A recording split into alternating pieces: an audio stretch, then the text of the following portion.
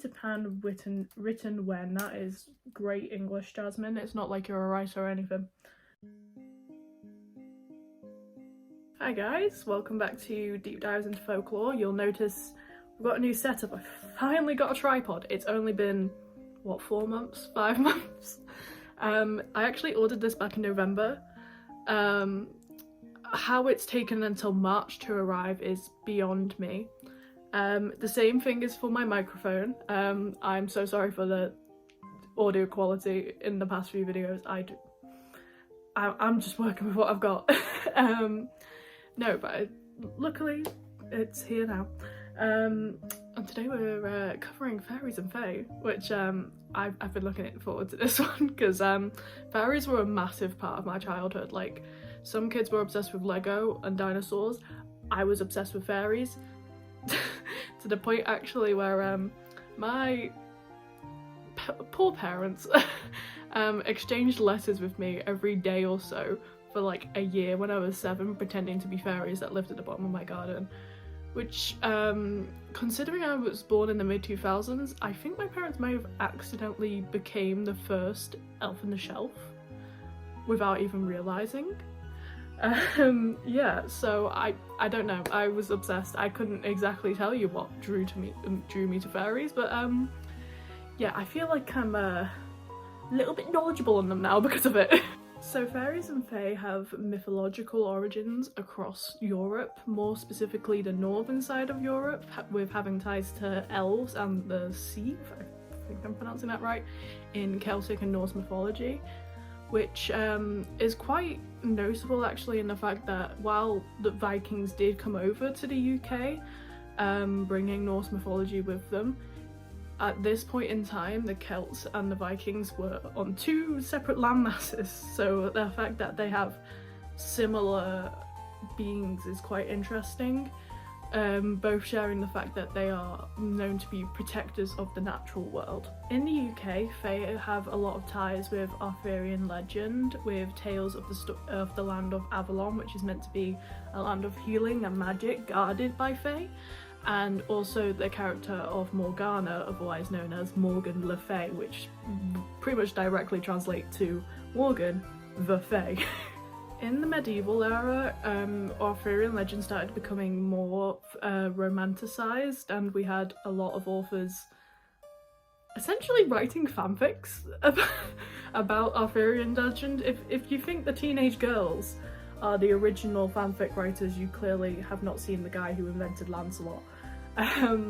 But in turn, the stories of fairies and fae became romanticised, known to be more mischievous in that side, with stories of the changelings, which is where fairies used to swap out young babies for a human-like creature to cause havoc.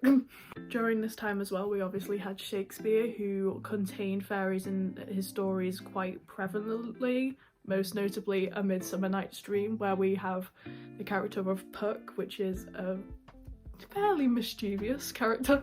The Age of Enlightenment in a lot of these deep dives usually come with the skepticism of the existence of a certain folklore being or mythological being.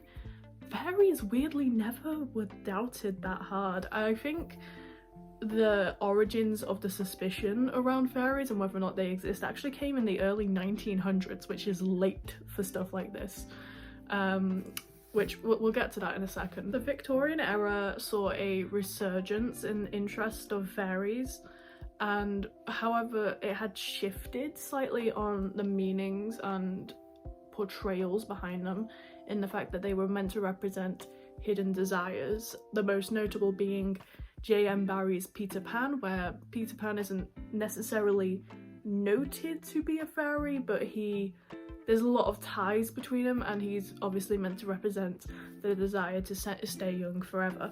Speaking of Peter Pan, when the film industry started to rise, that became the most notable portrayal of fairies in film, and became some sort of an innocent creature that had harmless mischief through the form of Tinkerbell, as a form of an escapism, since Peter Pan came out in 1953, so pretty soon after World War II and was during the Great Depression. Hi, it's Editing Jasmine here, yet again interrupting a deep dive because I've missed something really important and I need to put it in somewhere. However, this time, instead of almost accidentally spreading misinformation about the Pendle witch trials, I somehow missed out the biggest part of fairy history, or at least in the UK, and I don't even know how, because when I tell you, I was obsessed with this phenomenon when I was a kid. I'm so mad at myself. So we're gonna record it now. So please ignore that I'm going to be side on for this segment. I don't know why, but the angle's just not working for me today. Okay, for those who have not heard of the Contingely Fairies, it was basically a series of photographs that were released in, I think, the early 1920s, that supposedly two little girls, I think one was 9 and to be fair, the other one was 16, took in the forest of real fairy sightings, and there were pictures of them with fairies in them, which sort of sparked a massive resurgence in fairy belief, and there was genuine even almost paranormal investigations into the existence of fairies, to the point where they caught the attention of Arthur Conan Doyle, as in the Sherlock Holmes writer Arthur Conan Doyle. And everyone, even though it was 5 photographs that was taken by 2 young girls, everyone was convinced that this was real proof of fairies existing. That was until it was proved that the photos were fake, or well, the photos weren't fake, but the fairies in the photos were fake, because obviously Photoshop didn't exist back then, so people didn't really know to look for it. And because of that, weirdly, the Contingely Fairies both simultaneously sparked belief in fairies, and are also the main reason why we don't believe in them today. Because like I said before, the Enlightenment era didn't really have that much suspicion about the existence of fairies. However, after these photos were proven to not exist, everyone was like, well, yeah, so they don't exist then, they're not real. It's just interesting that just a series of photos can spark 2 very opposite movements in the belief of something. However, just to add to that, just to point out genuinely how much of an impact these photos had, they weren't disproved until 1966. These photos came out, or at least they were published by Arthur Conan Doyle in the Strand magazine in 1920.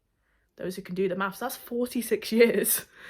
Everyone, because the thing is, they had put investigations into the photos when they originally came out, and by like real experts in the field. I think they went to like Oxford and stuff like that.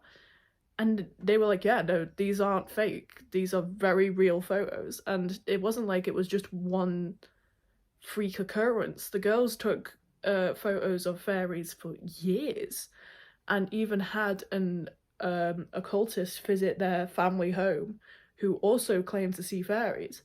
So it's quite interesting how long this existed, because usually in history, when something like this does happen, it maybe the charades kept up for like maybe a few months, maybe a year or 2, but this was decades. I mean, the girls grew up and got married and then didn't admit to it until years later. Although, having said that, the way that they went about admitting that they weren't real, the wording was interesting, because they've always claimed to this day that the photos weren't faked, which, I mean, technically speaking, they weren't. But the way that they specifically said it was, a rational person does not see fairies, however the photos are real. So they're very contradictory of each other. Anyway, back to your regularly scheduled programming. I just needed to talk about it because if I had made this video and put it out without talking about the Contingely Fairies, I would have been so mad at myself. So yeah, cut back to me from last night. During the 60s and 70s, since there was a massive rise of protests and freedom movements, fairies started to represent freedom and rebelliousness, most notably in the film The Fairy of Turquoise Hall. Sorry, I did have to check that. More aligning with the views of the youth of that time. Paralleling the Victorian belief that fairies represented hidden desires and critiques on society, the late 1900s saw an uprise of fairies representing going against the societal norms, most notably in Neil Gaiman's Stardust, which I love that movie so much. I am aware that it was a book, before anyone comes at me for this, because someone yelled at me once that Stardust was a book first. I know, but Ben Barnes. But also towards the late 1900s and the past 20 years in the 2000s, fairies have almost somewhat reverted back to their mischievous representations in the medieval era. However, it's become slightly more malevolent, most notably through that one scene in The Labyrinth, the David Bowie film, and Shadowhunters has the Sealy Court, which is definitely not very nice if you have watched the show and or read the books. However, I do think the somewhat 360 on the representation of fairies and fae in the past 20 years at least has been due to the oversaturation of the fantasy genre and people looking for something new to do with classic stories. But Once Upon a Time is a great example of this, actually. Season 3 is my favourite season of Once Upon a Time. However, there's a very key difference between the stories being told in that series, in the fact that it's a Peter Pan themed season, yet Peter Pan is evil. But also it does tie back to the fact that J.M. Barrie apparently did want to make Peter Pan a villain in his original play. I do think, however, though, we are slowly moving back towards the nicer portrayal of the fairies, especially with some semi-controversial Disney live-action movies that there's been released recently. I know that Cinderella and Maleficent are fairly old now. I don't want to call them old because I remember them coming out, but they are. But as we're not exactly in a depression yet, but it's not been a fun few years in general society, and I think we are seeing a resurgence of escapism. That being said, as a book YouTube channel talking about fairies and fae, I think it would be pretty ignorant of me to not talk about A Court of Thorns and Roses, so let's get into that. For those who are somehow watching me and are not very big book readers, there's been a recent trend in, I would like to say, the past, I'd say 8 years in the book community, where while fae, or fairies at least, have been portrayed as innocent for, let's say, the past few centuries, they have now become, dare I use the word, sex symbols in books. I think can I say the name? No, apparently not. I think A Court of Thorns and Roses is definitely the pioneer of that. However, I also slightly blame Holly Black with the Cruel Prince series on that one. And I'm not too sure why. I am not, by the way, dissing anyone who is attracted to fae in books. I have read ACOTAR. I like ACOTAR, to be fair. I would be a hypocrite if I was to judge anyone for it. However, as someone who writes video essays on this sort of stuff, I genuinely do not know where this has come from. It kind of just appeared and now it is somewhat of a norm in the book community. Anyway, that aside, this is all I have for today. I've been very busy recently. Exam season is coming up and I am terrified. And also, actually, I do need to wrap this up very quickly because I've got guests coming around for dinner and my mum has gone to pick them up like as we speak, so I should probably, you know, get this all done before I go down for dinner. But thank you all for watching if you're still here. Next week won't be a deep dive, I swear. I love making my deep dives, if you couldn't tell. What is for next week actually? Next week is going to be a little bit of a science experiment, but bookish. So that's going to be interesting as a STEM student. So yeah, I hope to see you guys then, and thank you for watching.